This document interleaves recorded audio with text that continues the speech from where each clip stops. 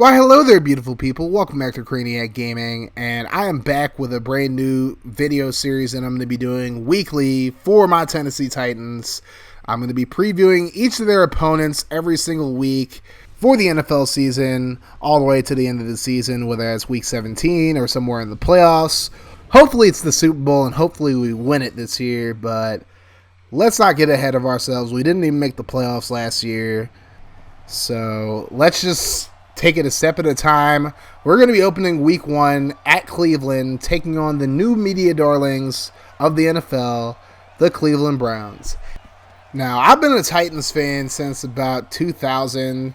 Now, you can call me a bandwagon if you want, because that was the year they went to the Super Bowl, and then they went 13-3, lost first round to the Ravens the very next year. But I was about 8 years old when I started watching 7 or 8 years old when I started watching football, and that's when I became a Titans fan. So hell, I even got the team tattooed on my right shoulder, so I think it can be forgiven. And at least I've stuck with them pretty much the entire time since then. So I'm just going to say this, man. Just the Titans fan in me is just so sick of the Cleveland Browns getting all this hype, how everybody's already writing us off out of this game.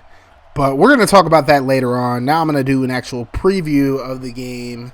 And let's look at this Cleveland Browns offense real quick. They do have a couple of new weapons, a couple of new toys. Of course, they got Odell Beckham in that trade with the New York Giants in the offseason.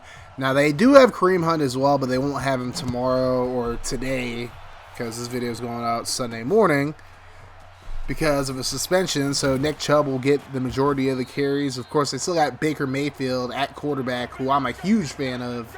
I think he's going to have a great NFL career. Outside of Beckham, they also have Jarvis Landry and Rashard Higgins as their other receivers.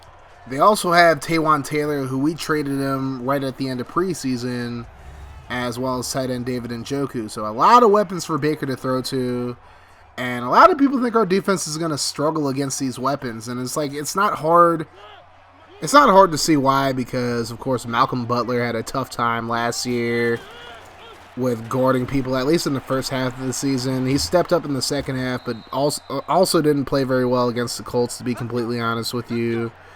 So it's going to be tough for our defense to stop these weapons, but Odell Beckham is not 100% going into this game. He does have a hip injury that pretty much bothered him the entire training camp and the entire preseason, so he's not going to be at 100%. I don't think he even played in preseason, if I remember correctly.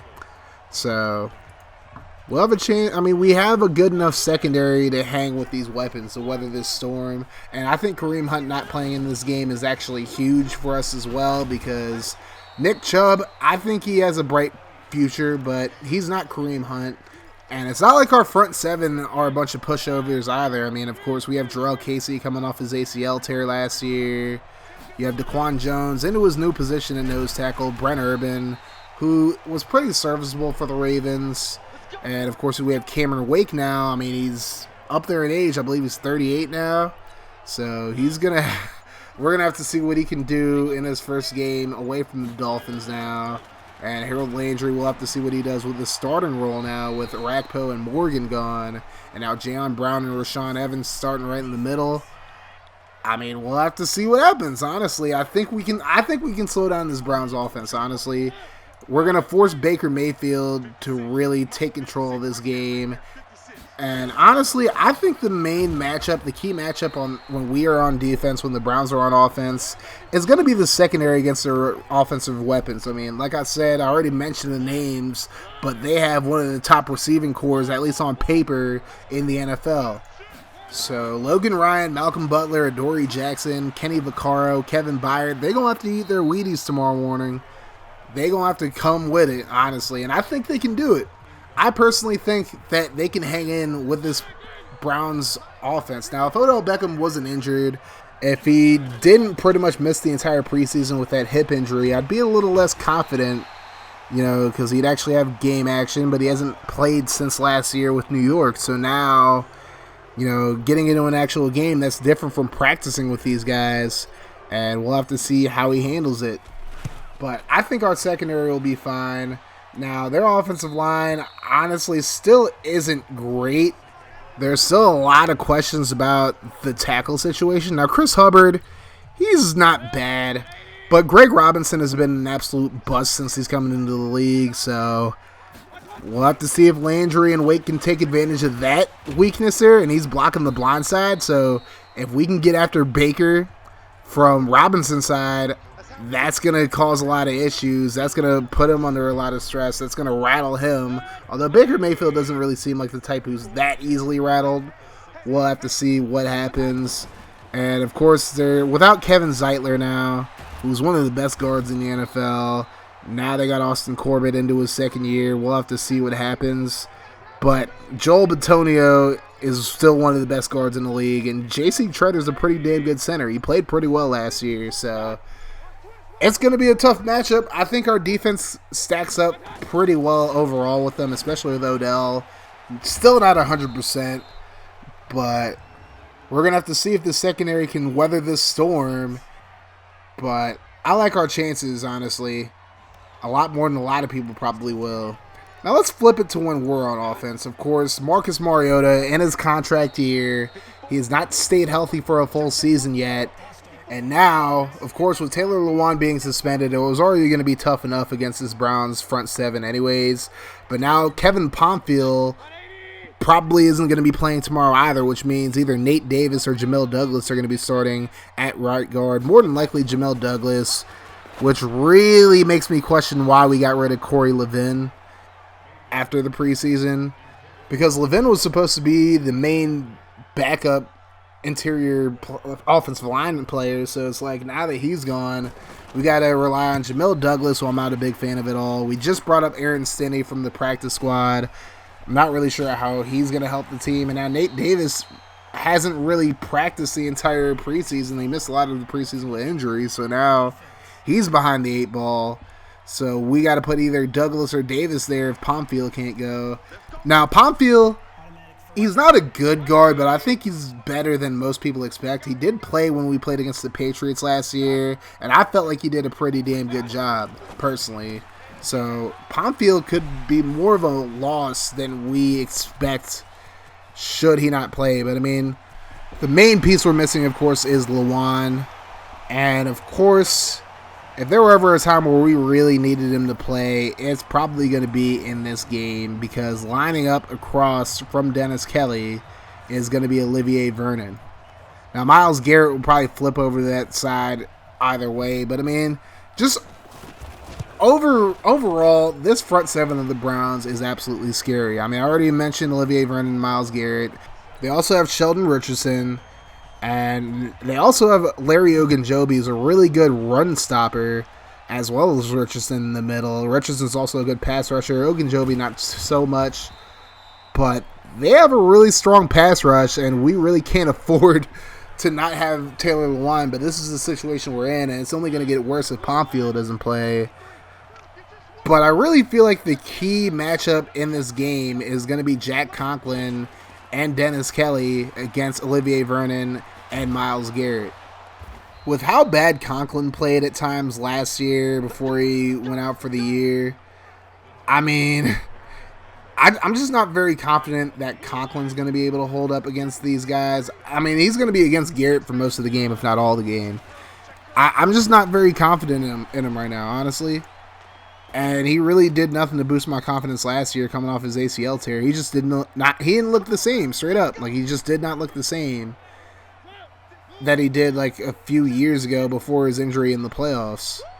Since then, he's just been a shell of himself, and hopefully he's able to turn it around the full offseason to heal from re-aggravating the injury last year. And Dennis Kelly, while he's been serviceable, can he hold up against a guy like Olivier Vernon? I mean, time will tell. I'm really hoping that the answer is yes. But, I mean, Kelly is a serviceable backup tackle, but if he has to start against two stout defensive ends in a game like this, I'm just not sure. Like, I really just don't know what's going to happen. Now, granted, Olivier Vernon isn't what he once was, but he still had 7 sacks last season, so he can still definitely get after the quarterback. But he has slowed down since what he was with the Giants, but we'll have to see. If Conklin and Kelly can hold up against Vernon and Garrett and the rest of this Browns front seven, I think we'll be fine. I think Mariota will make the passes that he needs to make.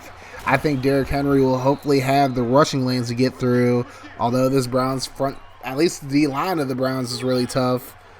But straight up, this Titans team just needs to come out in their bag. Straight up, they just got to come out real pissed off. Like, all the Titans fans have been pissed off with everybody writing us off no matter what has happened in the preseason or in the offseason. I mean, you had Telvin Smith retire from the Jags. Andrew Luck retired, of course. Then the Texans got fleeced a few times in trades. And people are still sleeping on the Titans, still saying they don't got a shot to win this division. I'm hoping that this pisses them off enough to come out swinging. And I hope they just come out first drive offensively and just punch this Browns team in the mouth. Because all I've heard since the offseason, since the Browns made all these moves is, oh, well, the Browns are going to be this, the Browns are going to be that, they're going to the Super Bowl, they're winning the AFC North, blase, blase, blah. I'm tired of it.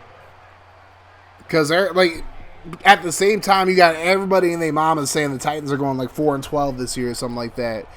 That clown Adam Rank had us going 3-13. Like, I'm sick. Like, I hope this team is as sick of it as us fans are, straight up. That's what it comes down to, really. Like, if the Titans come out with a chip on their shoulder, pissed off, but playing smart while they're pissed off, I think this is a winnable game for us, straight up. I think they can win. And I think they will come out pissed off, because I think they're tired of the media sleeping on them. They're tired of beating teams like the Patriots, like the Cowboys, like the Eagles, and people just saying, well, what happened to the Patriots? What happened to the Cowboys? What happened to the Eagles? They played the damn Titans. That's what happened to them. That's the mentality that we have to go into this game and every game this season with if we want a shot at proving the whole world wrong and getting back to the damn playoffs and winning the damn AFC South for once. Call me crazy, but I'm going with the Titans in the upset. And call me biased, whatever the hell you want to call me. But I think this Titans team will come out, find a way to get this dub, and shut everybody up at least for a week.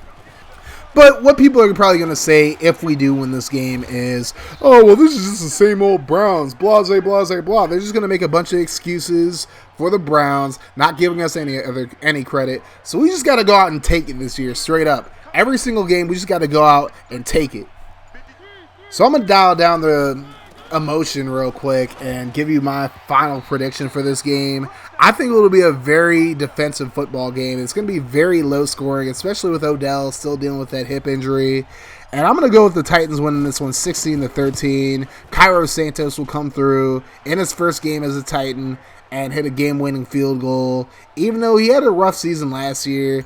But we're not thinking about the past. We're looking towards the future. And I think Santos gets the field goal and gets us the first win of the season. Now, so far, I'm 0 for 1 on my picks for Week 1, but make sure you check out the description for my tweet of my Week 1 picks. Hopefully, if I get some time this week, I'll be able to actually do like a picks video. Maybe I'll have some of my friends on it as well, but you'll just have to look out for that. But I'm already 0 for 1. I picked the Bears to beat the Packers. That didn't happen. But hopefully, we come out in the positive this week. But that's going to do it for me for this video, guys. Thank you so much for watching this. Let me know in the comment section if you guys want to see me do more previews for the Titans going forward. And make sure you guys slap that like button.